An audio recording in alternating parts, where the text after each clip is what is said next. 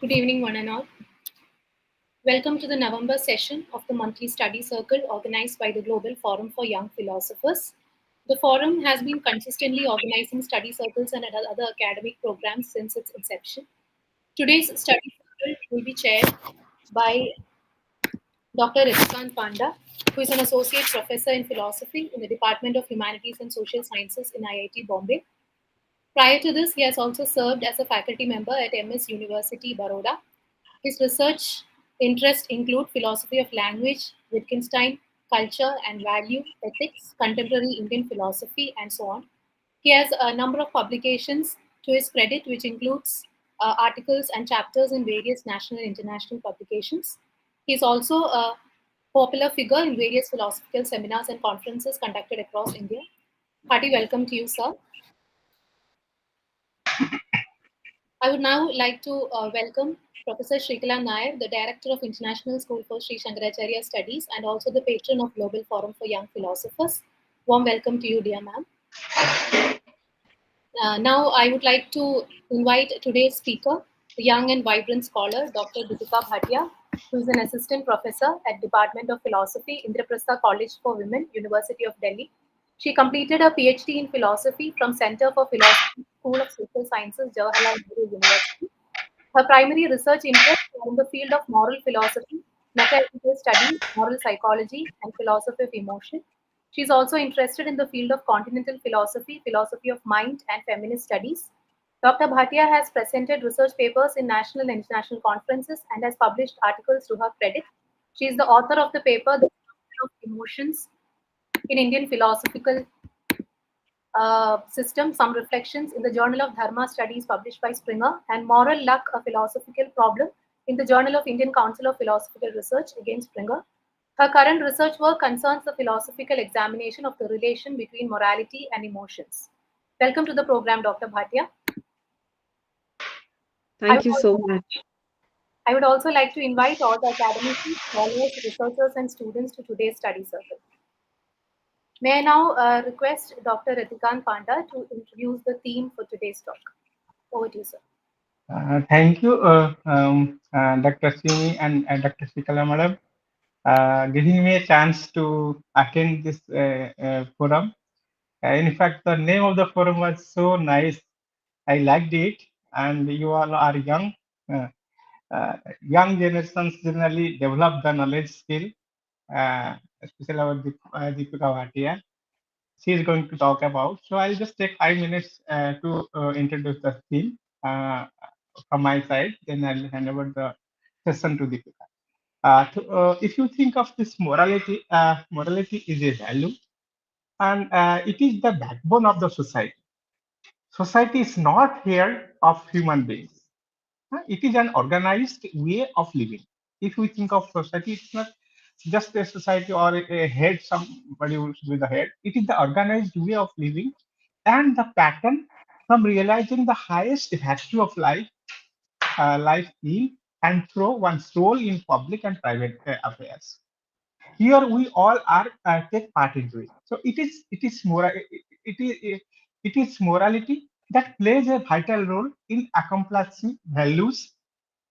Value may be the moment we talk about value, the value may be bodily, economic, reactions, associations, character, aesthetics, intellectual, and religious values. If we see to the Indian philosophy, here morality is called dharma, one of the virtue, one of the purushartha of human life. So it is the regulative principle of all other purusharthas. Okay, it is the we can say this is the backbone of all other purusharthas.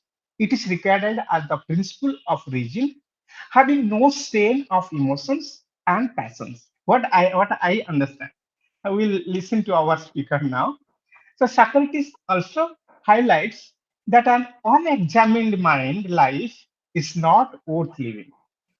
Similarly, if you see in modern European philosophy, the restraint of emotion is regarded as morality. It is not outright the rejection of emotions, but control of them. In Kant's philosophy, generally, we see it appears that morality is the refusal of the role of emotions passion, and inclinations. But Kant, as a philosopher, is one of the few that in moral decisions, inclinations have no role and it is devoid of autonomy. The reason is the potential to make decisions. Emotions, desire, passions are all mechanical and have no freedom. The question of morality only enters into the discourse if freedom is postulated. So reason provides the form of the emotions and desire the driving force of realizing the end. So it organizes them towards the end. From the above perspective, so it is in that emotion and desire, when emerged by reason, it is called moral. The role of desire cannot be denied. Value, on the other hand, if you think of value, values are classified into intrinsic and instrumental. On that context, if you see truth, God, and beauty are intrinsic value. They are pursued for their sake. They are absolute, not relative. So these three ideals satisfy these three aspects of life, which we may call intellectual, volitional, and emotional. Truth satisfies the intellectual, good satisfies the volitional, and beauty satisfies the emotional aspect of the self. From this, it should not be presumed that morality is diverged from the from truth and beauty. Okay, they are related inseparably.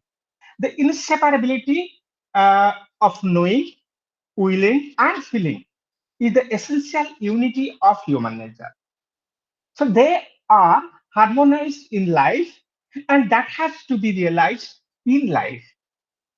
That would help one not to neglect the other aspect of life at the cost of one. The vision, Sarve Bhavantu Sukhina, which we all, I think, are aware of our tradition, is materialized only through the holistic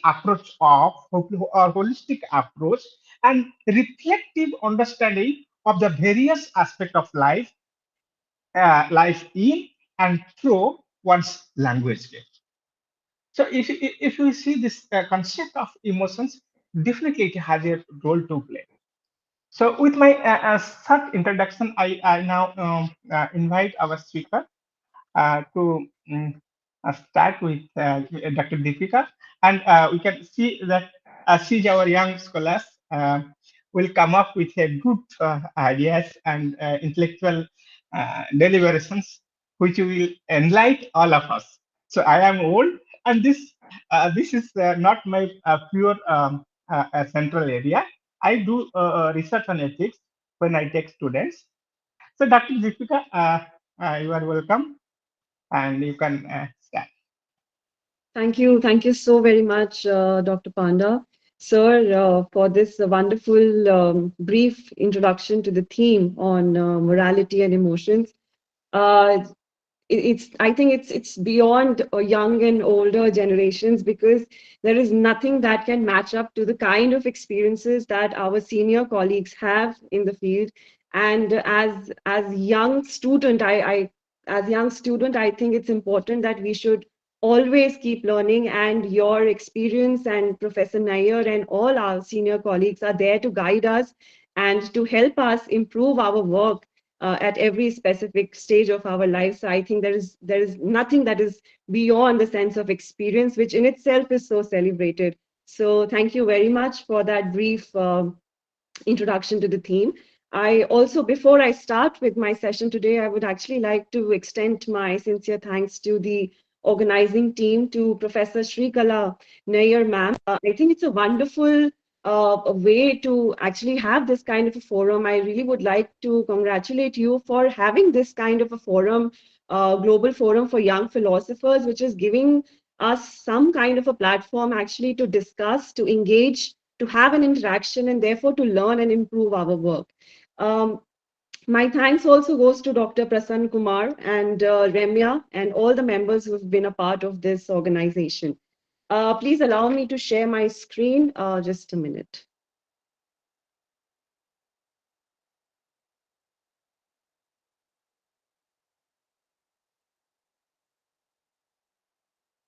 Okay, I think it's visible. Yes, indeed. Okay, all Yes. right.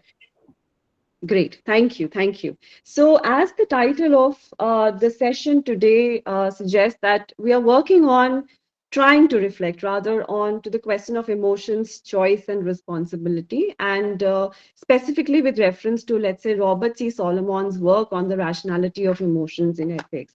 So, the primary idea of dealing with the question of emotions and morality in itself is quite complicated. It's very contested, and the reason for its contestation is also, we can actually extend that discussion from, let's say, what even Dr. Panda has mentioned over here, which is that morality forms the backbone of all our social living. It's a backbone of a society. It's talking about the organized way of living that becomes very important.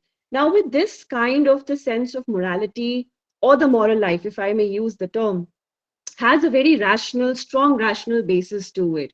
So, and here in this such a strong rational domain of morals, which is telling us, let's say, to be how to be moral, or what would be the right way of living, for example, or what would be, the way of our social life, because it's not just about doing an actions, it's about our behavior, it's about the way we are judging. So the questions of judgment, the question of responsibility, all of these things are primarily from the moral point of view, have a very rational, specific bent to it. So, in view of this rational framework of morality that has been prominently in place, we are trying to examine here the role of emotions in the moral life. So, basically, the primary objective of my session today is to actually help us reflect, or at least to direct us to the sense that where are we placing emotions in this a rich, rationally oriented moral domain of our existence that we are talking about. Now, in view of that examination, now the study of the phenomenon of emotions in itself is very rich. We have a rich history of the philosophy of emotions, and also an examination from, let's say, the moral point of view. So, but in the midst of all that examination and all the analysis that we have, I think what I would like to demonstrate over here is about that emotions and reasons together have a very essential role in our moral endeavors. And therefore, the primary aim of this entire session is to actually look into the possible integration that we can consider between the affective and rational dimensions of our existence. And therefore, the main idea here is that irrespective of the fact that how much emotions have been criticized or neglected or kind of devalued in the moral domain, still we have a possibility, or it seems important for us to consider that they do constitute a very integral part of our moral life per se. I'm very careful in my words over here, in the sense that when I'm using moral life over here, moral life, moral considerations, moral framework, they are all richly rationally oriented moral frameworks that we are talking about. And it is in this sense of rationality we are trying to argue over here that emotions have something there, and emotions have a status there, and they have a very important part to play when we are reflecting in the moral domain. Because let's not forget that whenever we are working with morality, we are considering the social background, we are considering that societal framework, and there is it's very difficult to deny. So the possibility of excluding emotions is something that needs to be questioned. And I would like to argue over here that there is a very rich dichotomy that is there between emotions and reason in the moral domain or in the ethical inquiry. So the primary aim of this session is to actually revisit this particular dichotomy and see, can we really argue that this dichotomy in itself is misleading? We cannot possibly exclude emotions or our emotional engagements even from our moral endeavors. So, with that as the basic aim, I have tried to structured my session in 5 levels over here, wherein in the very first point, very in the very first session, I would actually like to say that, how do we begin understanding emotions? What are the nature of what is the nature of emotions that we need to consider? Followed by the need for morality, because we are talking about, since we are dealing with emotions and morality, I think it's important for us to break these two terms and see what exactly are we dealing with emotions and what exactly do we have with reference to morality. Therefore, the third section presents like a combination of, how are you reflecting onto this effective and the rational domain of inquiry, and what are the contemporary perspectives that we can consider. And the background of this entire study is Robert C. Solomon for this particular session that we have. And the examination of emotions and morality is not just limited to Solomon. I mean, if we trace it back to the history of the philosophical inquiry, we begin all of that analysis, let's say, from the Greek thought, and then it's continued further. And even in the contemporary analysis, we have many other scholarly discussions like Robert C. Roberts and Martha Nussbaum, and even J. Prince, as a matter of fact. Ronald D'Souza, who's actually been trying to present this kind of the combination, or this kind of a togetherness that I can consider for dealing with the question of emotions and the moral domain. So I'll be referring to all of that, but the fourth section will particularly deal with Solomon's analysis as to what are the central arguments, let's say, that he has to offer to talk about the relevance of emotions in the moral life. And on that note, I'll be trying to conclude that it's difficult to deny the role of emotions, and therefore it's more about rationality of emotions that we should consider in the moral analysis. So with that brief structure, as I begin with understanding emotions now, uh, while I was reading for emotions and when we understand nature of emotions, it's in itself is a very difficult inquiry altogether, because you have different kinds of emotions, and we are always so occupied with our emotional engagements that we probably at some times we do give it some importance, or we do not really give it much importance altogether. But here we are trying to examine emotions from the ethical point of view. Here we are trying to examine what would be exactly the nature of emotions that we are struggling, let's say, to deal with.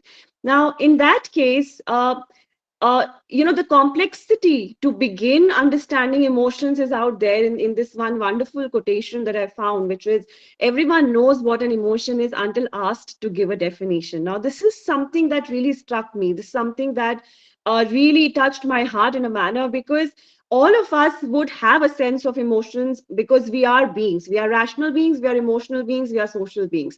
And in that case, the first most pioneer work that we can consider to talk about the question of emotions was by William James. I believe all of us is aware of that. In his paper Mind, that was published in Mind, that paper entitled What is an Emotion, that was published in 1884.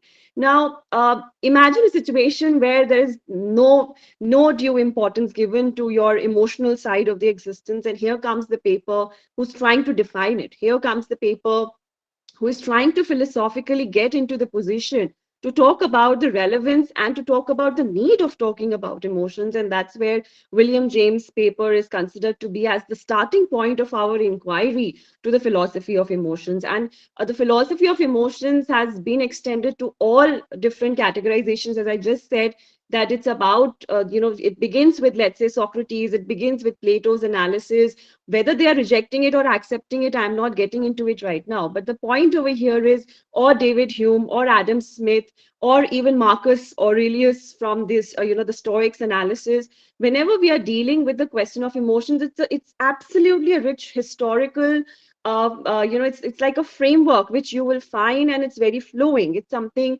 you will find so many arguments for and against the discussion.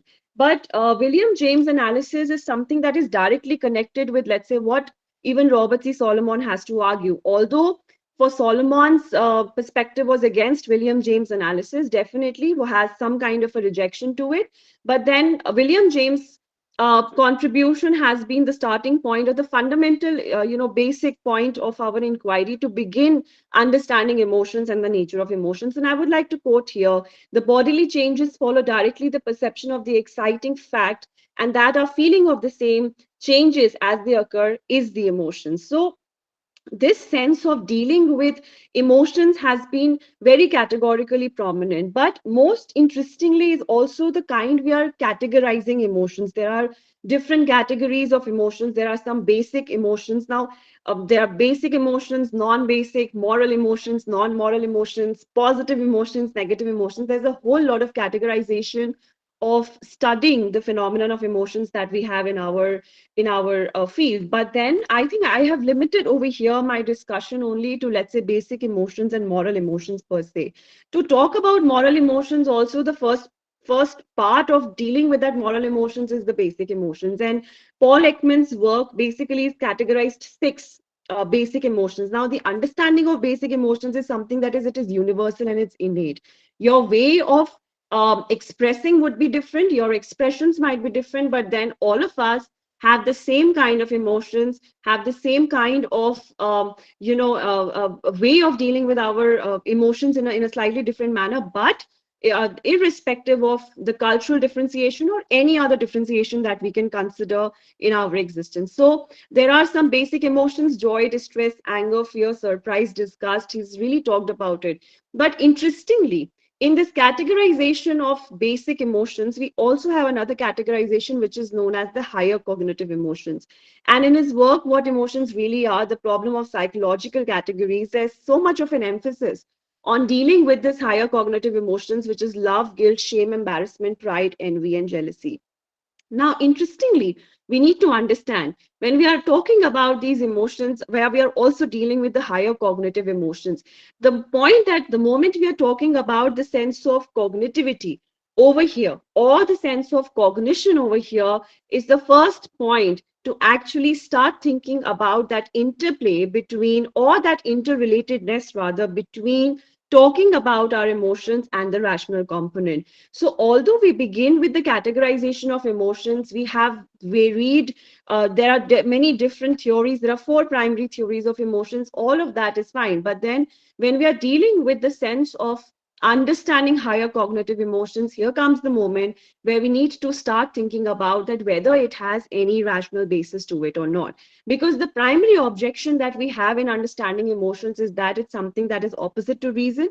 It is something that it will be more of an impediment to our rational inquiry. They are more like fleeting impulses. They are not to be channelized. They are something which are not in our control. So there are so many negative connotations that have been attached to the question of emotions that it seems difficult, or it makes it even difficult to place the study of emotions in the moral domain.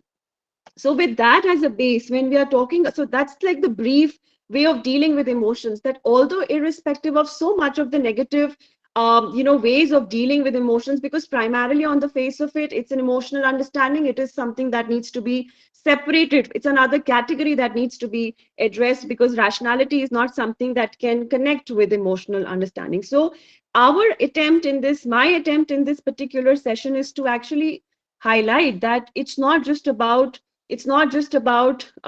undermining emotions to an extent where you're giving a primacy of reason, but rather to have a good blend where we can talk about effectivity and rationality. But over here, that since it's the first part was dealing with emotions, and if we notice that the idea of the entire session is to deal with emotions and ethics, or morality, if I'm using moral considerations or morality right now, it also becomes important for us beyond the analysis of emotions. It's also important for us to understand why there is a need for morality. uh, Panda sir has very beautifully just mentioned, and I'll repeat here, that it's an organized way of living. It's presenting like a backbone of our society, or that's something which is very, very important. But then, in continuation of what sir has mentioned, it's important that we should consider, let's say, why do we need to be moral?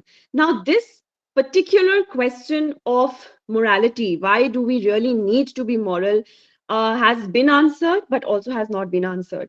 Now, why am I saying these two things together? Because it's not really a prominent question, but now that we are talking about morality and we are going more towards the foundational analysis, we do find, and it's been answered in a very, very wonderful way, where many scholarly discussions have been done as to why there is a need for morality. We do talk about morality, we do talk about moral norms, we do talk about our behavior, our judgment, moral motivation becomes very important. You talk, you refer to Immanuel Kant or Aristotelian analysis, we'll find a whole lot of discussion on to the question of moral motivation and, the sense of morality. Everything is perfectly fine. But then again, let's come back to the foundational question as to why there is a need for us to be moral. So the sense of dealing with this question is again directly connected with what I would like to present in my analysis of Solomon's consideration, where I'm talking about a good relation between emotions and the rational discourse in the moral inquiry.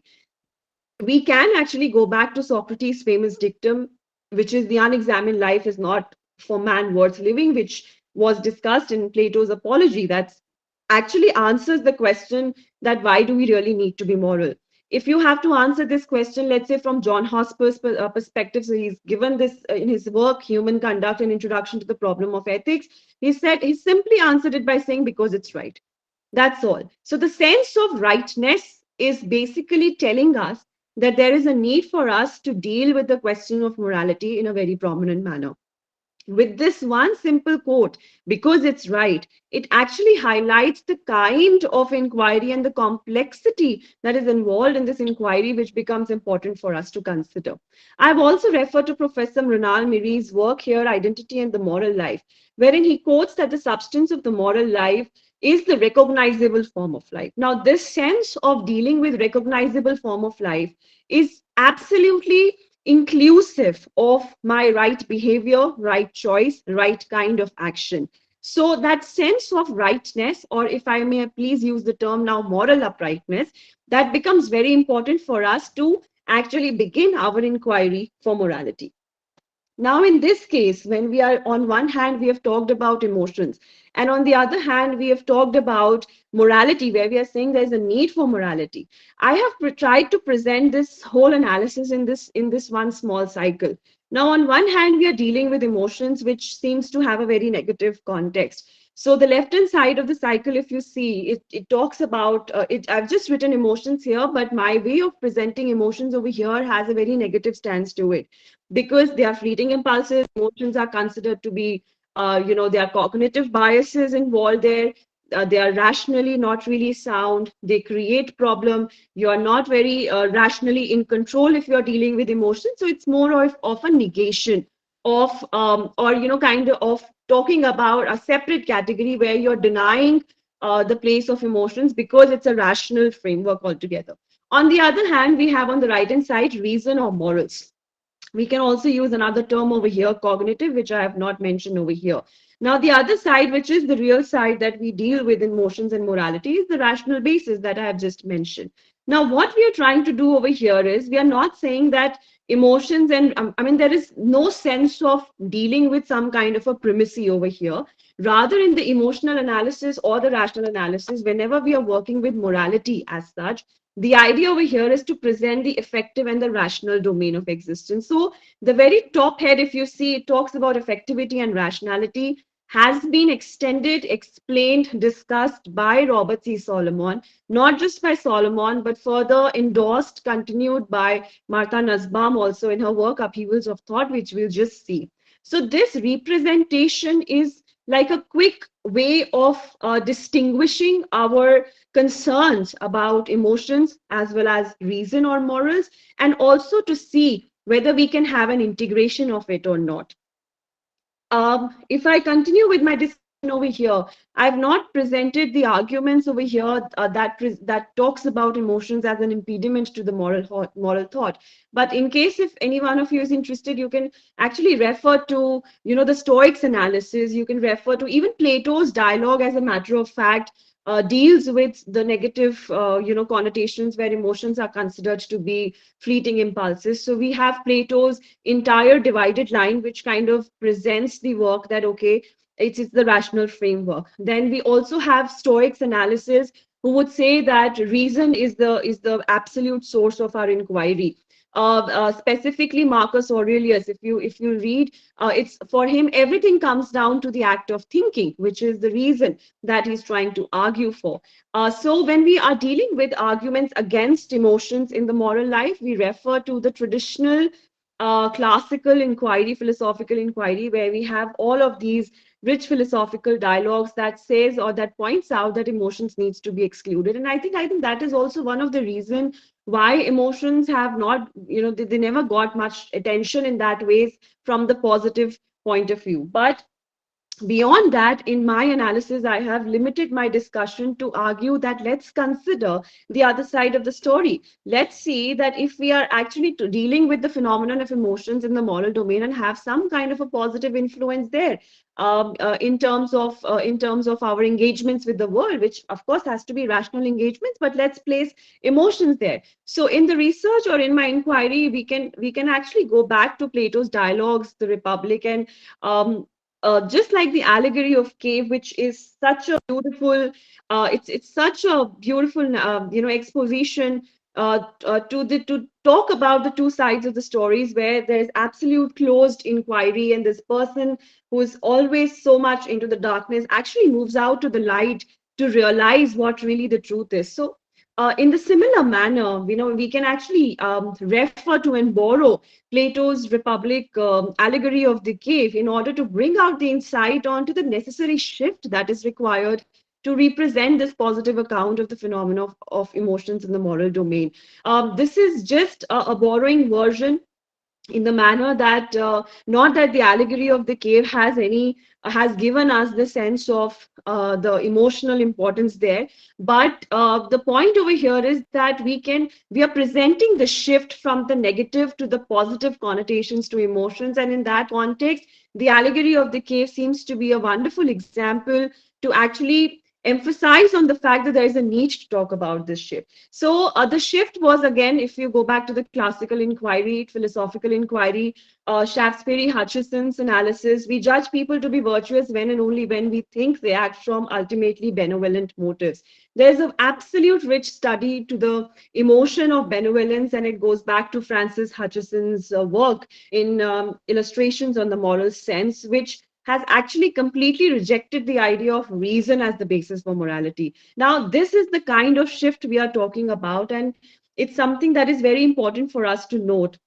Francis Hutcheson, with reference to compassion, with reference to benevolence, is trying to argue that there's a need to reject reason as the basis for morality, in the sense that you cannot just only have a primacy of reason. So the entire debate revolves around questioning the primacy of reason in morality. And here comes another, you have scholarly discussions by David Hume and Adam Smith, who actually accepted and further extended Hutcheson's philosophical positions of morals being originated in sentiments. So the idea is, that it's dealing with the debate on the primacy of reason and morals, wherein we are actually, while dealing with the primacy of morals, we want to undermine the role of emotions. But in our philosophical inquiry, we find out that there's a rich discussion on how we are actually changing the table and changing the perspective and saying that it's actually originated in sentiments. The moral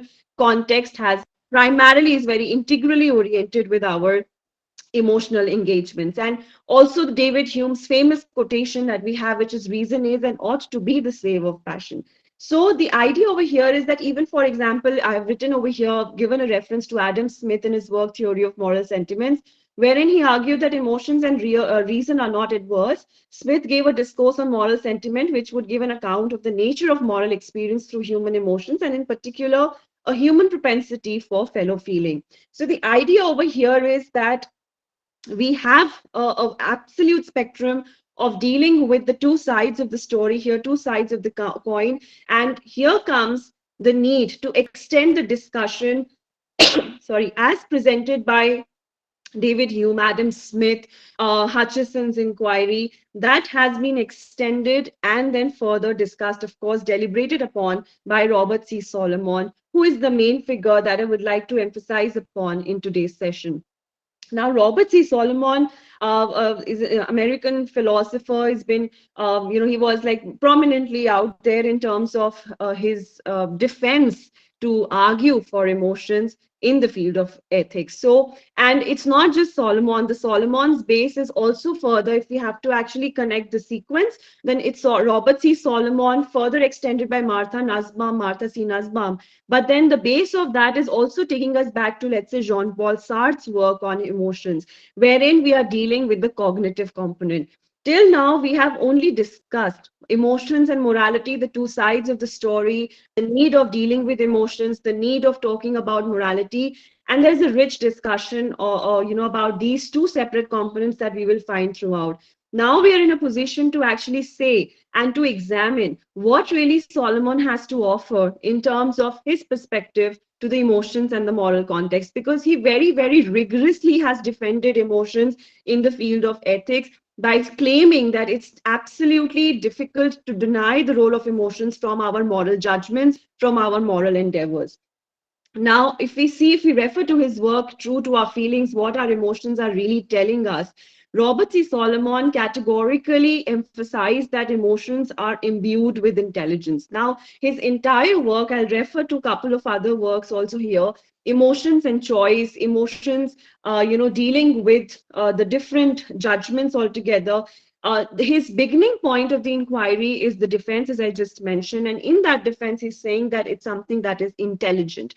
That means we are talking about the cognitive component of emotions. If you remember a few minutes back, I mentioned about the categorization of emotions, and I said that there are many ways to categorize emotions, wherein we did refer to Ekman's basic emotions, and I also mentioned about the higher cognitive emotions. Another scholarly reference of that is by Paul Griffiths, who's really been dealing with higher cognitive emotions as well.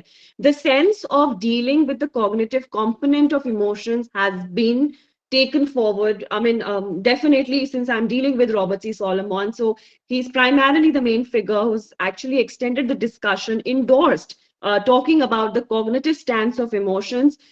This aspect of dealing with emotions, which is from the cognitive point of view, has been further endorsed by even Martha Nussbaum, and the base of it goes back to Sartre. Now, with that as the base, what Solomon has to offer in terms of emotions, and when he's saying evaluative judgments, I would like to quote here by saying an emotion is a complex process that incorporates many different aspects of a person's life, including his or her interactions and relationships with other people, as well as his or her physical well being, actions, gestures, expressions, feelings, thoughts, and kindred experiences.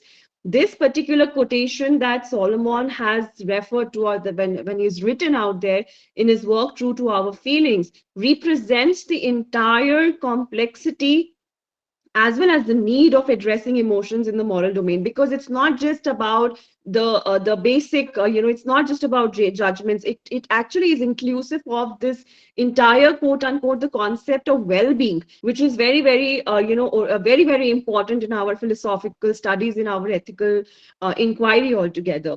And therein, Robert C. Solomon argues that emotions are evaluative judgments. Now, the sense of evaluative judgments becomes important for us to understand and reflect upon, because if you see, and this is in continuation in his paper Emotions and Choice, he's deliberating upon the nature of emotions, and he's saying that it's relevant in the moral domain. And there are three central points that he has referred to over here, that why are we saying that emotions are important? What is the basic reason? What is the basic argument where we have to actually revisit the question of emotions? It's because there is a sense of directedness of emotions that he's talking about.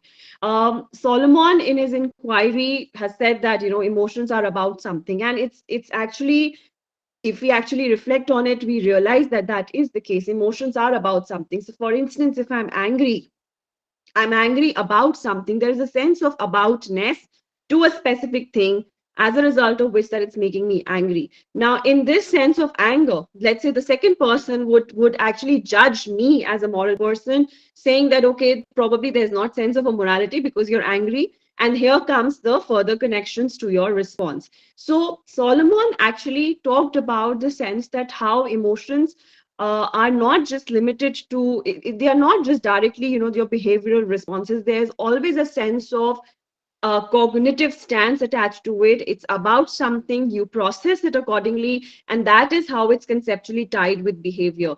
Even Martha C. Nussbaum, when she's endorsing Solomon's perspective that it's about something. There's a cognitive stance to understanding emotions. She's actually categorizing. There's a footnote in her book Upheaval of Thoughts which says that when I'm using the term cognitive, it's about how you're processing that particular information or that particular situation that is there in front of you. So it is in this sense that emotions has its direct connection with morality. According to Solomon, it's relevant in the moral domain because they are about something. There is always an aboutness. It's a sense of directedness.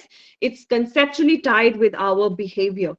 And therefore, he argues that emotions are intentional and rational. So he's defining the term called emotions as being intentional, as being rational, and not disruptive and irrational. He says that emotions are judgments and actions, not occurrences or happenings that we suffer. Accordingly, I want to say that emotions are choices and our responsibility. This particular aspect of dealing with our emotions, where we are saying that there are choices, there are our responsibility, actually represents the cognitive stance that we are continuously engaged with in our experiences. So emotions and reason should not, that's what we are trying to argue, that it's difficult to categorize them as two separate heads and say that they do not interrelate with each other. There's a very strong relation between our emotional engagements and our rational engagements, and we are responsible for our emotions just like we are responsible for our actions, and that is why it presents the base of our moral considerations, base of our morality. We can also find, there's a lot of discussion there, which concerns my understanding here. But then, as I said, that it's not just about Solomon's analysis, and it's not just about Martha C. Nussbaum. We also have other scholars, for example, Robert C. Roberts. There's a very interesting book on emotions in the moral life that got published in 2013, wherein he says that emotions play a variety of roles in the moral life for better and for worse. They can serve both to enhance and to block or degrade moral knowledge. They can play a crucial role in the motivation of our actions, giving us reasons both morally good and morally bad for actions. So, the discussion, again, if you see, if I have also given a quotation here from Martha Nussbaum's Upheaval of Thought, The Intelligence of Emotions, that got published in 2001, which says that emotions are not just the fuel that powers the psychological mechanism of a reasoning creature. They are parts, highly complex and messy parts of this creature's reasoning itself. This is the kind of complexity that is actually addressing us to revisit our need of dealing with emotions in the moral domain. Because if we notice, they are messy parts of the creature's reasoning itself that Nussbaum has extended.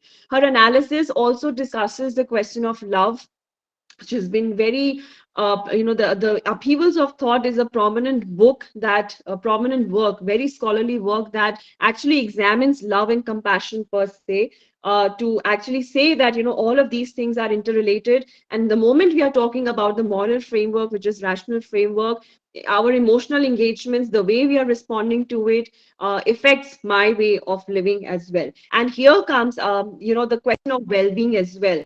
The point of dealing with well-being, and even Nussbaum is actually using the term quote unquote emotional well-being when she's dealing with the work on emotions in Upheavals of Thought. And with this, it reminds me to go back to Aristotelian virtue ethics, wherein for virtue ethics, if we say for Aristotle, it's always been the mean position that you need to have a balance. There's a right kind of action. So in his work, whether we read Nicomachean Ethics, whether we read Eudemian Ethics, or whether we talk about Magna Moralia, in all of these works, we actually have those specific instances where we find that Aristotle himself is arguing for the role of emotions in the moral life, and he's actually referring to that virtue position, which is the mean position that he's talking about, the right kind of action, the right kind of behavior that is important in the emotional engagements as well, that presents the cognitive stance of emotion.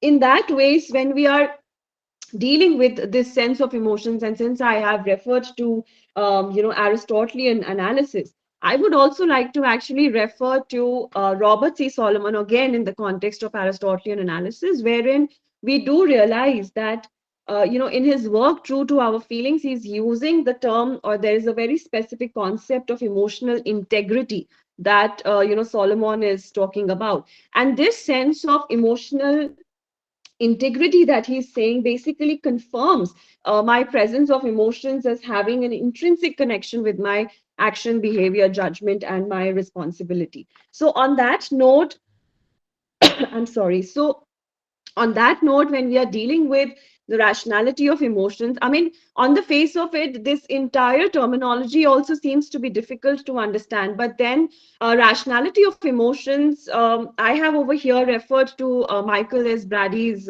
quotations over here, which says that for it is an emotion that motivates moral behavior, aesthetic appreciation, religious devotion, and scientific investigations. Emotions aren't just necessary for us to flourish, therefore, they are necessary for us to be us. Now, this sense of, this urgency of talking about necessary for us to be us, as quoted by Brady, actually takes us back again to Aristotelian interpretation here for well-being, the concerns of well-being. Now, eudaimonia is an absolutely, that absolute happiness in the human flourishing context, which he's been very categorically pointing out. But this also reminds me of looking into what, let's say, Immanuel Kant has to offer. Now, for Immanuel Kant work, I mean, if we are talking about the rationality of emotions, on the face of it, Immanuel Kant would absolutely reject it. Immanuel Kant's analysis would say that there is absolutely no way of dealing with this kind of, the sense of rationality of emotions, because there is no space for any external contingency in Kantian analysis. His entire framework, I mean, I would rather use the term framework here, of let's say duty and goodwill and categorical imperative, would have any space to deal with the question of emotions, because it cancels our domain of rationality there. And for Kant, it has to be rational root. But then there's another interpretation of Kantian ethics, which says that what about if we are actually excluding, let's say, emotions from this rational moral framework? There's another argument which says that what if we are actually, how do we define the component of, let's say, the respect for the moral law? Does it not have any emotional basis to it? So there's a scholarly discussion by Mariel Borsch, who's talking about, what really Kant has to teach us about emotions. So the idea of the rationality of emotions, if I just go back, might create problem in the sense of, its applicability, because morality has more the rational domain to it. But then, as in this paper, I'm trying to argue that it's not about that we are placing emotions to the rational domain. It's about, we are saying that it cannot be excluded. There's a difference between these two pointers here. So when we are saying that it's difficult for us to exclude our emotional engagements from our moral inquiry, here comes another quotation by Solomon himself. It says that emotions are not just phenomena to be analyzed and understood. They lie at the very heart of ethics, determining our values, focusing our vision, influencing our every judgment, giving meaning to our lives. So the sense of argumentation that has been adopted, that has been referred to by Solomon, Martha Nussbaum, even other scholars, by Ronald D'Souza, rationality of emotions. Rather, we also can refer to Ronald D'Souza's exceptionally oriented work on rationality of emotions only, that is also on the same lines, dealing with the space to revisit the concerns about emotions in our moral engagements, because, as I said, that it affects our whole well-being. Now, on that note, I think when it's important that we, I mean, to conclude my my session over here, if I have to reiterate what has been said, first, when we are talking about emotions, that's quite complex. It's complex because there's difficulty in terms of dealing with it, for example, our behavior, connotations, and everything. But when we are dealing with emotions, there are two sides of the story, the negative and the positive account altogether. The negative connotations are prominently out there, but what we are trying to see is we are trying to revisit these emotions in the moral domain. To talk about morality, it becomes important for us to actually begin understanding what do we mean by being moral. So we have different scholarly positions I have just mentioned. There are there are some that I've mentioned. There are many more, definitely, to the rich inquiry that we are dealing with. But the context of rationality of emotions, which even Solomon has mentioned, that I would like to argue and present over here. As I said, that the basic aim of my session is to help us at least reflect that the idea of emotions and rationals, they are not apart. They are not really to be excluded from each other. They are not two separate categories. The idea of emotions and rationality, or effectivity and rationality as the domain of our existence, there need to be a very strong integration. And the sense of integration that Solomon is presenting with rational effective domain, he says that we are our emotions as much as we are our thoughts and actions, and therefore that emotions are imbued with intelligence altogether. And interestingly, on the last note of the session, I would also like to emphasize, since Dr. Panda mentioned about the Indian perspective as well, I would also like to point out that the inquiry on emotions in the moral domain is not a Western oriented, perspective altogether. I mean, the session has actually elaborated or has reflected more on Robert C. Solomon's analysis. That's also for the reason because he's the foundational figure. I mean, he's someone, a foundational figure in the contemporary analysis, who has actually extended the discussion, because Sartre touched upon emotions. There are many other scholars who touched upon it, argued for, against it. But then Robert C. Solomon has actually defended emotions in a manner where we can actually start thinking about that it has its role in the moral rational inquiry as well. And this has been further continued by Nussbaum. But interestingly, if we see that there is an absolutely detailed study to the phenomenon of emotions in Indian philosophy, in the Indian perspective. Dharma, as we talk about the question of our basic Indian philosophical structure. I might sound repetitive over here, but then if we actually read and refer to Indian philosophy, we do find that there is absolute negation to the question of emotions, because when we go to the study of consciousness and when we talk about, let's say, Brahman, the realization of the pure consciousness, emotion, since it's connected with the mind body dualism, have no role. And it's something that is limited. So there's an absolute rejection to the question of emotions as well, when we are talking about subject object dualism in the Indian philosophical inquiry, if I may have to refer Vedanta tradition. But on the other side of the story, it's the same Indian philosophical tradition that is also giving us the sense of revisiting the question of emotions in the moral domain, in the ethical domain that Indian philosophy has been talking about. There's the reference to my paper that I have written, which is the phenomenon of emotions in Indian philosophical system, talks about the need of the religious emotions that are prominently out there in terms of our oneness, let's say, with the consciousness. It's about, again, as this session what I have presented is to have a shift from the negative to the positive context. Likewise, in the Indian philosophical tradition, we find the prominent shift from the negative to the positive connotations given to emotions, and that is, let's say, from bhakti, that's devotion, which is very shraddha, that actually there are prominent emotional engagements that has been referred to. So to conclude my session here, I think I would just like to point out and say that the debate on reason, emotions, and this is what I've argue, and I think would of course need more of the expert opinions and your expert advice and your deliberations onto the set topic, to actually talk about the fact that how we are dealing with this emotions and reason dichotomy in the moral domain.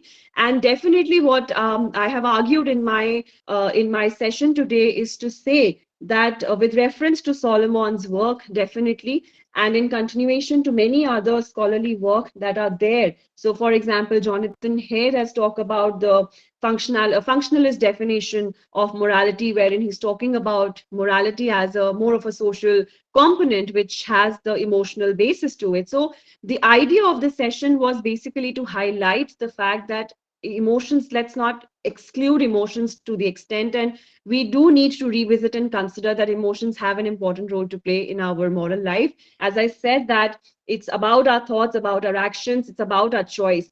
And the sense of emotions, choice, and responsibility has been presented in the form of the concept of emotional integrity that Solomon is arguing for in the defense of emotions in ethics, and that has been continued by other scholarly discussion. So, on that note, I feel that the sense of dealing with emotions and reason, just by saying that its integration would also not be sufficient. Rather, I feel that it's more about cultivating emotions in the right manner. So, if I may use Aristotelian tradition, and if I say that it's about the cultivation of your virtues, so it's about cultivating your emotions in the right manner where you are absolutely reasonably sound. So channelizing your thoughts, channelizing your emotions through the philosophical deliberations becomes extremely important to say that morality, when we say that it's a backbone of the society, when we say that it's about our life, it's our social life, then it is inclusive of the emotional, rational, cognitive component that we are talking about, that is giving us a good sense of dealing with human flourishing. And I think that becomes very important. So, on that note, thank you so very much to the entire team of the forum for giving me this opportunity to present my work. And definitely, I look forward to your comments and your suggestions in order to, let's say, add more things so that I can probably revisit my work in a manner where there is it's more sound, for example. So thank you very much on that note. Thank you, Professor Nair. Thank you, Dr. Panda, and to all the members of the committee over here. Thank you so much. First, let me speak, Dr. Sikala, Madam. It is a nice talk, Deepika. As I said in the beginning, our young generations, really our young generation, young philosophers, they will take the philosophy into the highest level in India. So I'm really happy. So now I request Dr. Sikala, Madam, to take over and conduct the session. Uh, Thank you, Professor Panda. Uh, Hello, Ms. Bhatia, Dr. Bhatia, and all my friends. Shukla was here. Uh, have you left, Shukla? Are you here? Prashant Shukla. Yeah. And several others. Thank you very much for joining. Dr. Bhatia, I heard you good, and it was lovely to listen to someone bringing emotions, as you have rightly said, something which has been set aside, marginalized for quite some time, unduly though. Uh, so that made me think a lot. First, I'm just initiating the discussion. I'm sure many of you would like to repeat questions which I'm going to ask her. First, the allegory of the cave. I did not really understand how allegory of the cave is useful to establish your thesis. That is one. Uh, but that's not very important. So let's come to the central point. The central thesis is Solomon's thesis that emotions do have a role in the moral domain because they are imbued with intelligence. I agree totally with the first part of the proposition. That is, emotions are indeed very, very significant in the moral domain, but not for the reason that Solomon is pointing out, that they are imbued with reason or intelligence. In fact, he is defeating himself. That is, if emotions are significant because they are imbued with intelligence, um, actually the thesis doesn't help him in any way, because I would like to argue the other way. I mean, holding on to the Indian position, that primarily I disagree with the first premises of the Western thinkers. I mean, I must say it is not the Western. It is the creation of Kantian, let us say Kantian, or the creation of the modern position, that there is a dichotomy. or watertight compartment link between the three faculties. The cognitive and the affective. Who has ever said that there is a watertight compartment link between these two faculties? For instance, the scholastic philosophers have never said this. That is not the best. So let us not draw the line. I mean, the divider between the Oriental and the Occidental, saying that Occidental is all wrong and we have the wisdom. No, even prior to modernity, there was you should read Saint Anselm's literature. You'll cry. Such beautiful literature that they have had, but modernity has put everything upside down. And probably I think we should have just started with Kant, because he was the central person who has put the table the other way. And the discussion actually starts from Kant. So let me point out that this divide between the cognitive and the affective is not that way central in Indian philosophy. And I'll exemplify with two schools. One is Buddhism and another is Vishishtadvaita. Towards the close of your presentation, just by you were just making a stray reference to Bhakti, I heard that.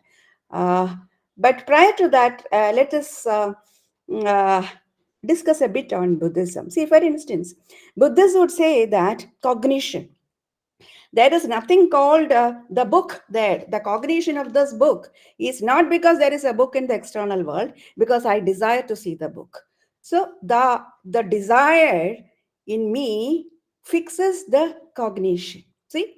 And if there is a hierarchy, I'm sure the Buddhists would place, I mean, according to you or according to anyone who wants to make a divide between the cognitive and the affective would definitely stand higher in the order and not cognitive. So this kind of a divide is strange to Buddhists, and they very, very clearly say that the prapancha, the constructed world, is the constructed as per our desire. Mula Madhyamaka Karika in Nagarjuna beautifully speaks about how we construct the world, how we raise the world as per our desire, where the cognition and the affective function together, and the affective takes a lead over the cognitive part of it. And now, let me come to the Vishishtadvaita part, which is most significant, where Ramanuja and later Vedanta Deshika and many others have argued beautifully how the affective takes a lead over the cognitive and how we should control. We are under the impression that cognitive is primary, and that is illusory. That is what is primarily illusory. And I will also argue subsequently that even Shankara has subscribed to that. I'll come to that.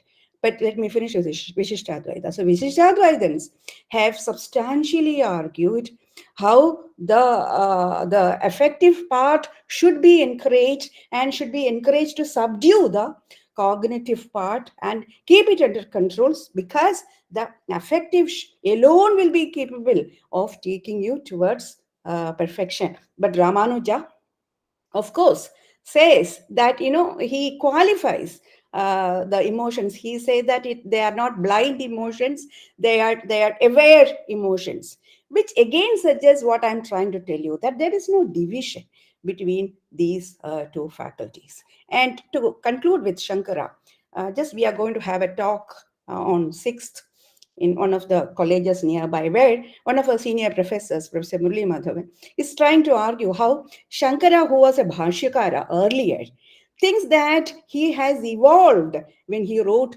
the Stutis, the Stotra Kavyas. Because he has, as a rationalist, he has written the Bhashya during his young age. So if you want to divide Shankara's life as, the pre and the post, that is the first 16 years and the next 16 years. During the latter part, he seems to have written all the stutis and the stotras, which are effective in nature. And all the cognitive, how Brahma Sutra has been written with rigorous argument, lot of logical tools have been employed in it. But all that has been set aside, and he seems to have walked ahead along the roads of, in your terms, emotion. I don't want to use the term emotions actually, because that's a very beautiful part of yourself. They're closer to ourself. They are closer to the metaphysical self. And unlike Solomon, I would like to say that emotions have a role on on ethics, moral. And again, there is no divide. The other day, I was talking with Shuklaji, where we were saying that there is no divide between ethics and ontology. So I don't want to repeat that. So that having said that, if we are arguing that there is something called a separate domain called moral domain, that itself is questioned. Well, for the time being, for the argument's sake, let's think that there is a moral domain. And if there is a moral domain, and then the affective has a greater role because it is close to ourself. And if you want to place a hierarchy, of course, that stands higher to the cognitive part. And this is how I think the whole argument uh, appears to me. You can counter me, and anybody, let us start the debate. So this is just an initiative. Shuklaji, shall we hear you? Yes, ma'am. Good evening, ma'am. Am I audible, Deepika ji? Yeah, you are very well. Go ahead. Okay. First of all, Yes, please. Yes. I would really like to appreciate your very enriching presentation, and of course, we learned a lot from your presentation. Uh,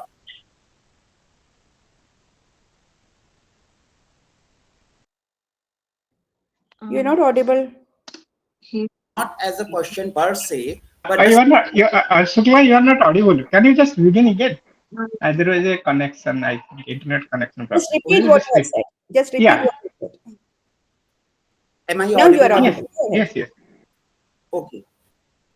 Deepa ji, my question is only so that the philosophical dialogue may keep on going. Otherwise, of course, I'm in favor of what you are saying. So that's a sort of disclaimer.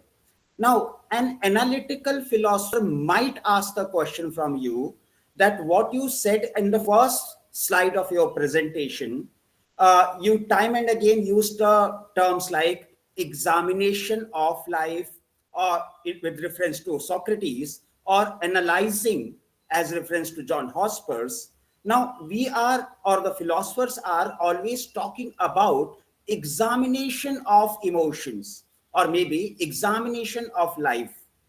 So the moment we say examination of X, we have to believe that the examining faculty is different from X. So in a way, you are presupposing that intelligence or rationality is, of course, something different from emotions and has to be so. Now, in the last slide, you gave the definition as imbued with intelligence with reference to emotions. Now, don't you think that the first slide is a sort of contradiction to the last slide? Number one. And number two, of course, with reference to emotions, whenever we seek justification, we have to take example from the people like Marcus Aurelius, Stoics, Epicureans, Cynics, Cyrenaics. Now, this entire age, what we call as post-Aristotelian philosophy, has not been taken much seriously by the technical philosophers per se. In fact, Copplestone and Stace do write in their writing that after Aristotle, it symbolizes the age of the decay and degradation of the Greek philosophy. So, don't you think that too much overemphasis while discussing emotion on the later Greek philosophy would be problematic to carry on the discussion further? I hope I have kept my position clearly. Thank you. Yes, thank you, Dr. Shukla. Before I answer your question, I would also like to thank Professor Nair here for her comments and her reflection on to the theme of the presentation today. And ma'am, yes, definitely, you rightly pointed out about the Indian context and talking about the effective. I rather appreciate the fact that in your address you did mention about that how if in the Indian philosophical system we do have a stance of dealing with, let's say, having or granting effectivity like a greater role. Definitely with reference to the analysis that you've mentioned. So thank you for that reference. Thank you for that entire address. To answer Dr. Shukla, sir, as I understood your question, basically, the question is about the conflict between placing the term examination or analysis along with the lines of imbued with intelligence. Please correct me if I'm wrong here. I believe I have understood your question correctly. I simply meant to say that emotions have to be considered as distinct from intelligence or rationality. Otherwise, philosophy cannot move any further. Right. Okay. So, yeah, as I just said that if we have to deal with that distinction, if we have to talk about emotions and reason, uh, to answer the first part in the sense, examination with reference to analytic philosophers, with all the point that you have mentioned, and by claiming and by referring to Solomon's imbued with intelligence, that's the quotation that he's referring to. His attempt has been to define the sense of emotional integrity, wherein we are trying to conceptualize that there is no divide. There should not be any divide. And even Professor Nayyar mentioned that it's difficult to talk about that dichotomy, that at least in the Indian philosophical system, it becomes difficult. But the sense of, if we are saying that emotions and reason are placed together, and if we are saying that, for example, that the two are integrated with each other, the sense of having a dialogue definitely has to be there. It has to be continued. With every dialogue, there comes another way of engaging with the specific concept. The entire discussion that Solomon talked about, or the entire theme of emotions and rationality, I beg to differ here that it's not really just about assuming that there is a dichotomy which exists. When we are talking about, let's say, for example, Descartes' version as well, there is the whole idea of cogito ergo sum, I think, therefore I am. There's Marcus Aurelius, as you rightly mentioned, about the great tradition, Greek analysis. The sense of working with emotions and reason is actually taking us to that dialogue. It's actually also telling us that if we are dealing with the primacy of reason, we are also not excluding or giving some granted role to, let's say, effectivity as well. So the sense of usage of the term or the quote imbued with intelligence that Solomon has mentioned with reference to his work, True to Our Feelings, it's in itself, I think, in itself is an initiation to another dialogue, to the philosophical dialogue, as you mentioned, wherein we are in a position right now also to see that where we can take this forward. The idea here is that it's the starting point of the inquiry. I mean, there are definitely the foundation and everything goes back to different traditions, but at least to have that consideration of, we need to examine what exactly would be the place of, let's say, emotions if we are talking about the rational moral domain, if we are saying that there is a rational moral inquiry. So I think the sense, instead of saying that probably it's more of a contradiction, rather it's about presenting that inquiry and taking it further and see, where exactly are we dealing with in terms of the placement of emotions, which has a very sort of a negative stance attached to it.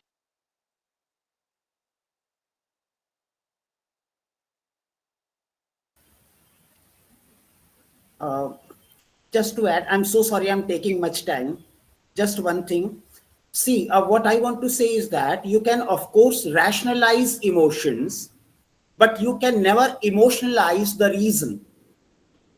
So, in that particular sense, to have an integral or the holistic view regarding addition of emotion in philosophy seems a little bit, I mean, it is discomforting for me.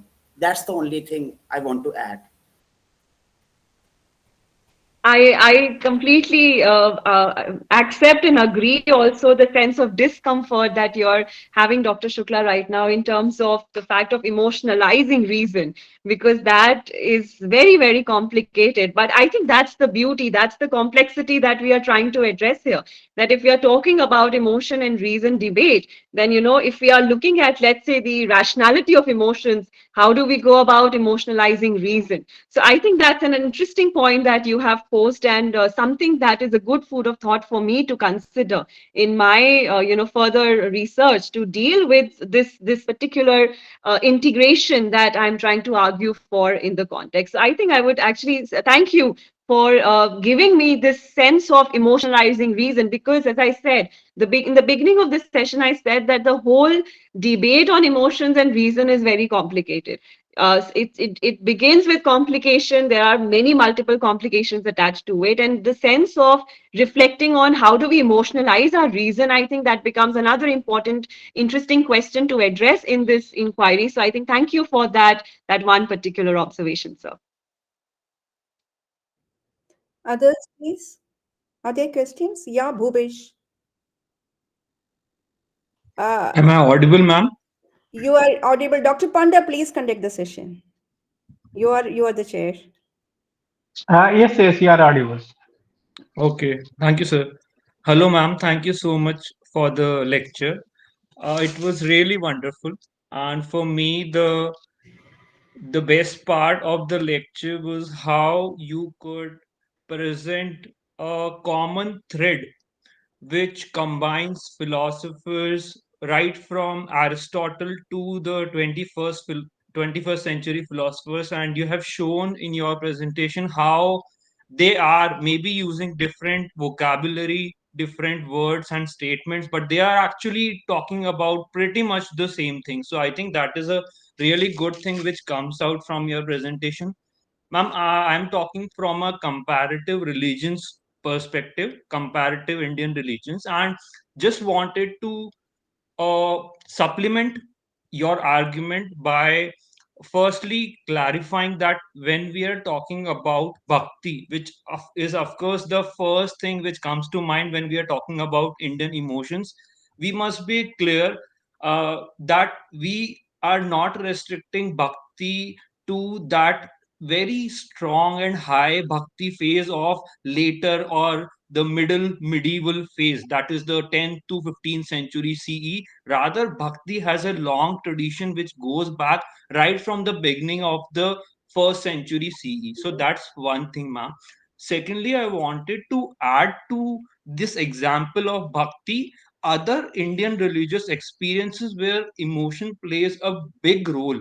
One, for instance, is the concept of avesha or possession in Indian religion. So, for instance, if you look at initiatory Shaivism, one of the three groups which forms initiatory Shaivism is the Kula Marga, or the goddess centered religious tradition of the Kula or in group or family. So, in the Kula Marga, for example, if you want to get initiation or Diksha into the Kula Marga, no guru can give you that Diksha because there will be a spontaneous, powerful, emotional experience which you will have because of the grace of God.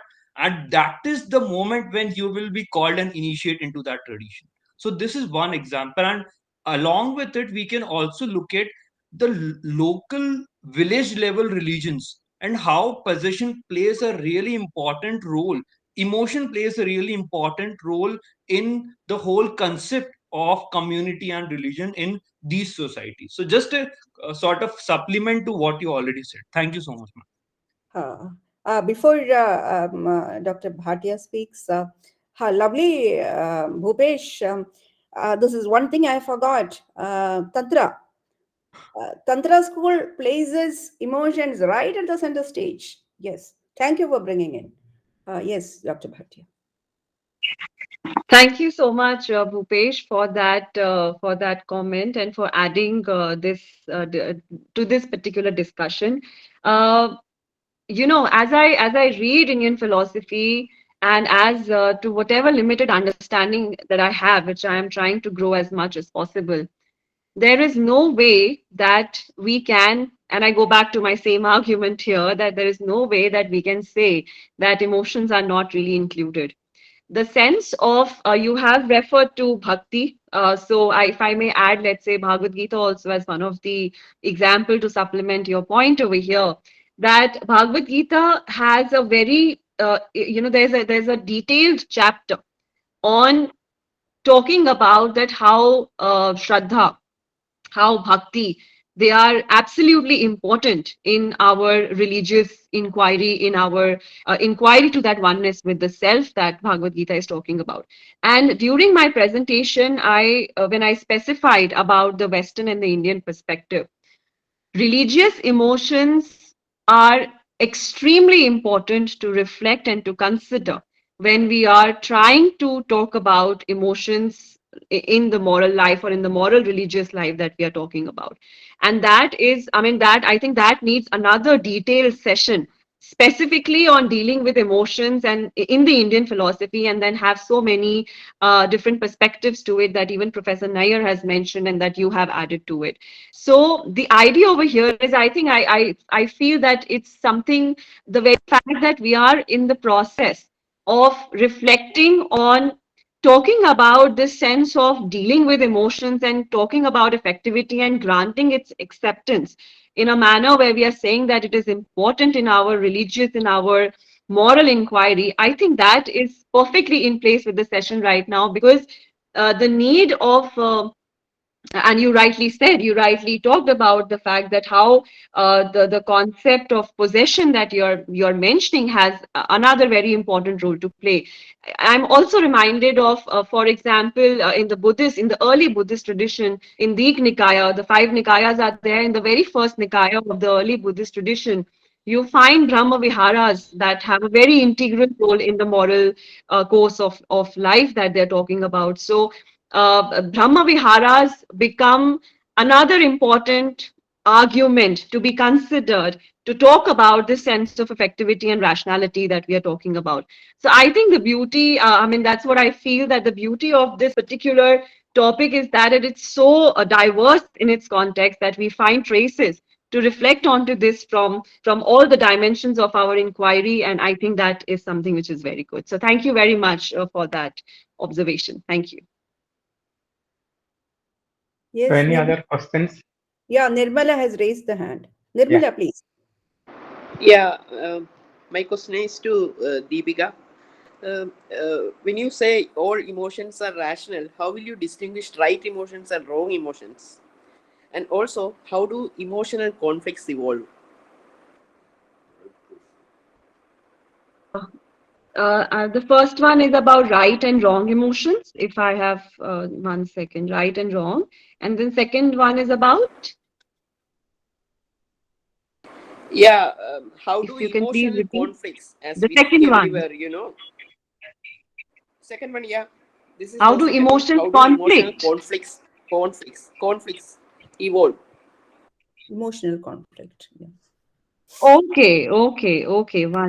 All right. So to answer your question about the right and wrong emotions, I mean, whenever we are understanding or whenever we are beginning to understand the categorization, there are multiple categorizations that we have in the study that talks about basic, non-basic, moral, non-moral, positive, negative, of which the categorization of right and wrong emotions, I think it directly comes with our sense of the moral understanding, something that is right and something that is wrong. So when I say that an action is right, it has to be in the morally right context. And when I say that the action is wrong, it's in the morally wrong context. So for example, if you're angry about something and on the basis of that anger, let's say you have, let's, for example, I mean, not you, but if we just assume another individual to, let's say, misbehave in due to the anger with another person, that the categorization of that sense turns out to be morally wrong. The sense of right and wrong emotion is about your it's directly connected with the sense of moral judgment. That is another inquiry that is prominently there in the field of our in the field of ethics. To answer your second question about how do emotions really evolve, I think I'll go back and I'll refer to Sorry, it's Ekman's not analysis. emotions. I'm asking about emotional conflicts. emotional conflicts. Yes. Is that correct? Yeah, Yes. Yes. yeah. There's some network. How do emotions conflict? Is that what you're asking? That how do emotions conflict with each other?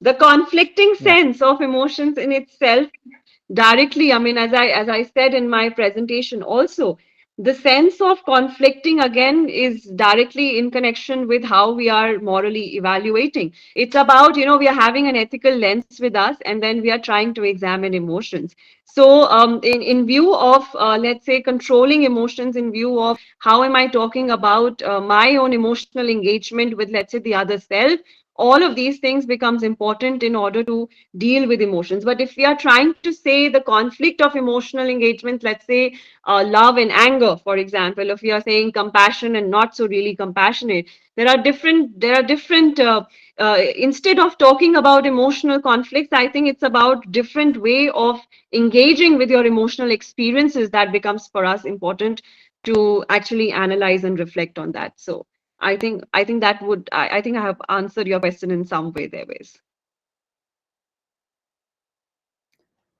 Dr. I Srivastava, would you like to speak? I think there are some questions in the Chat box. chat. Yeah. I do have a comment. Yeah. Um, Yeah. Please. so with the agreement with emotions and reasoning, with what Dr. Shukla was talking about as well, I feel like the whole presentation has to do with the reason for emotions. So I'm not sure where the conflict would be with combining emotions and reasoning. Everything that we're talking about seems like we're giving a reason for, the mystery of emotions. And I know you mentioned Ekman and the 5 basic emotions or 6 basic emotions when it comes to emotional expression. It's universal.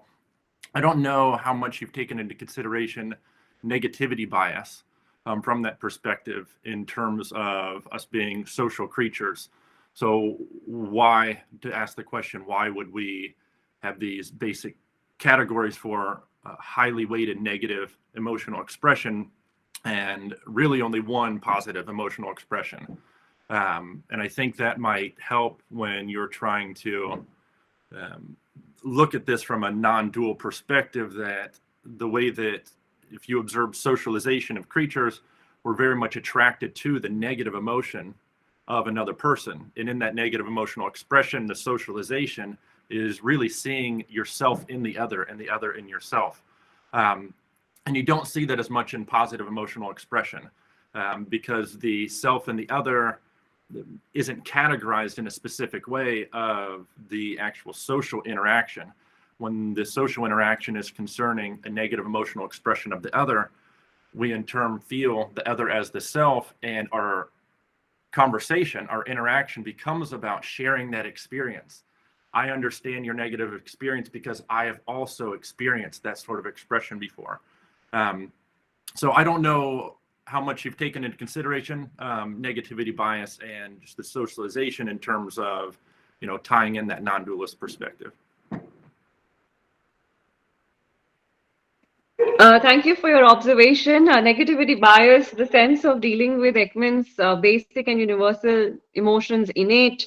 I think the basic point that I have limited my discussion over here primarily to the context to begin with, the nature of emotions. There is no denial. I won't say that negativity bias won't exist, and it's not just about the negative aspect of the story. It's not just about the negative emotions per se.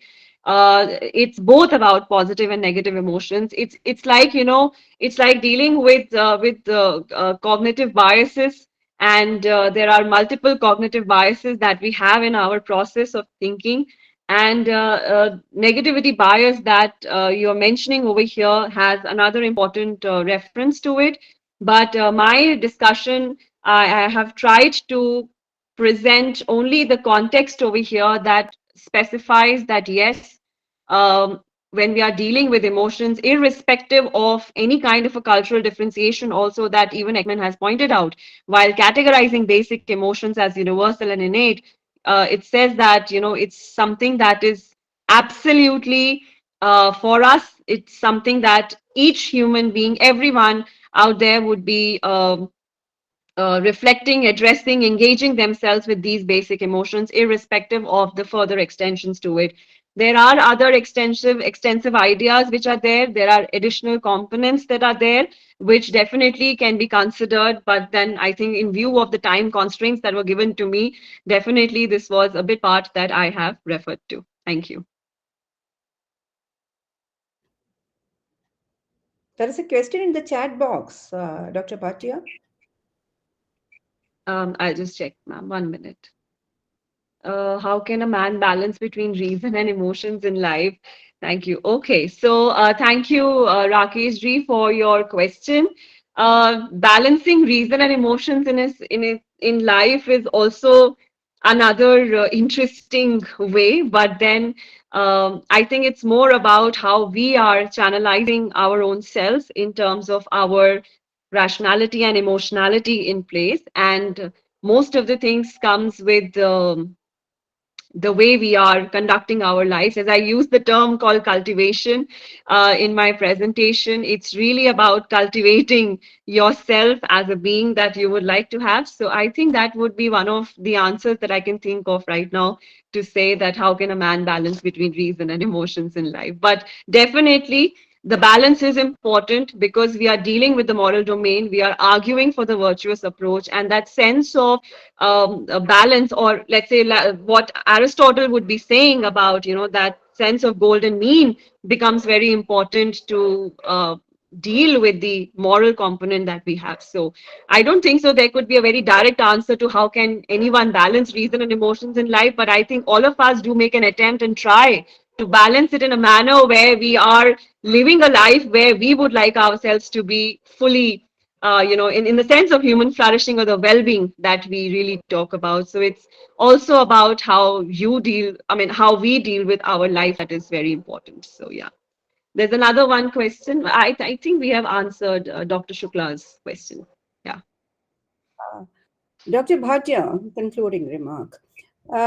See, as I was listening to your responses, one thing that struck me was that, even as you want to accommodate emotions, you are trying to squeeze in, uh, trying to locate some space in the all empowered, all spreading reason. You're trying to squeeze in emotions, and this is what I object. I think we will have to wipe out the Kantian paradigm, and then try to place. And I suggest that, I don't know, if you take my call, probably you can write a paper on this, because the West is so very scared to say anything against Immanuel Kant, and because that is very, very foundational. And so they Solomon, what he's trying to do is, he's trying to squeeze in emotions. He's convinced that emotions have some place, but then somehow it has to be squeezed into the all empowered reason. Instead, why don't we turn the tables? And it is the right time, and probably a call should come from India. I suggest that you can write a paper to the Western community. Let's see how they respond. Over Yes, yes. to Panda. Good things, madam. Over to you, Panda, please. Thank you, ma'am. Thank you. Just one last point, since you mentioned about the Kantian paradigm. Kantian framework, rightly said, in itself would be a detailed analysis. And thank you for your suggestion. I'll definitely look into it and I'll definitely work on it. But I think there are very limited number of papers right now, and there's a very recent publication which is trying to argue for some kind of role of feeling in the Kantian framework altogether, which we need to consider, at least need to consider in the sense that something that is out there for us to read and then think and then go back to the Kantian paradigm. Because on the face of it, the Kantian paradigm, it will be a disaster if we actually include emotions there in the Kantian framework. as you rightly said. But then definitely there are some new, there's some new scholarly works. So for example, by Oliver Sensen in a paper, they were talking about the role of feeling. So these are some aspects that are there. As I said, that it's a rich study, and we are here to learn. And your forum has definitely given this platform for each one of us to be engaged in a dialogue, which I feel is very, very important. So thank you very much for that, ma'am. My pleasure and duty. Over to you, Dr. Panda. So now my basic point is that you should also look Indian philosophy with little interest, so that you can find the place of emotions in Indian philosophy. So you can have a comparative study, or you can have some paper on Indian and Western as well. We are rich in, I think we are rich in our philosophy, if you think of Indian context. Apparently, she has written. She was saying no that she has Yeah, written a paper on Indian philosophy. yeah, Yes, sir. There's one paper there is, but yeah, I'm yeah. in the process of exploring more and Yes, yes. try and write as much as possible. No, Okay, you should throw away the spectacle, the Kantian spectacle, and look at the correct. holes in your flesh. Come out, That is come your out. primary. What is Yeah, you should and come go out. forward. Don't fear, you will not fall. Yes, My correct. assurance. Huh? My Thank assurance, you. you will not fall. Yes, yes, madam, you are right. Srivastav ji, would you like to say anything? Please unmute yourself. Unmute yourself, Srivastav ji.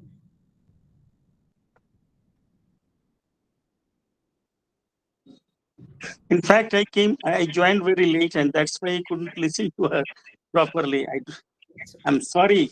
I'm That's extremely sorry for that. Thank you very much. so let's conclude. Let's come. Thank you, Dr. Dipika, and thank you for the enriching discussion which followed. May I now request Dr. Prasanna Kumar, the chairperson of GFYP, to propose the vote of thanks. Uh, Very good evening to one and all. Sorry, I'm not in a position to open my video. Sorry for that. It was a wonderful discussion, and a lot of things has been discussed in a very short time. Even I wanted to ask some questions. Then I thought like I'll reserve my comments when I'm proposing my vote of thanks. So as the Sticklaman was saying something like we have to uh, relook the Kantian understanding of reason. And in Western philosophy itself, there are a lot of efforts which are going on where they want to understand reason from a different perspective, not specifically strictly from philosophy, but cognitive linguistics, especially people like Lakoff, Lancaster, and all. They want to understand reason from a different perspective. So the whole sort of reason itself is defined in a different terms. So they want to understand reason from like an embodiment perspective, like the cognitive of the cognitive one we are understanding. They understand in a different way. So I think that perspective opens up a different platform where we can integrate emotions and reason together. The traditional way of understanding reason and defining reason is distorted in the very concept of embodied reason. So they like in philosophy and flesh, Lakoff claims that the total edifice of Western philosophy, which is really stress on the concept that reason, and we can segregate between reason and rationality and irrationality, emotion, this dichotomy. So he claims that there is no such thing if you really try to understand the cognitive basis of human understanding. So this is just a comment. Maybe we'll have more discussion on it later. Once again, I would like to thank all the participants for their wonderful presentation and participation. I would like to thank especially the person, Dr. Ratika Panta, for introducing the theme of today's presentation. Thank you so much, sir, for being with us and introducing the theme. Thank you so much, sir.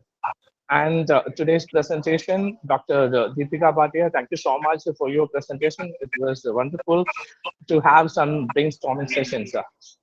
Like we had a good discussion. Thank you so much. And I thank all the other participants who have Professor Shukla, Grant, and Professor Bumala. Uh, of course, Professor Sikala ma'am, for all your comments and making the discussions all live.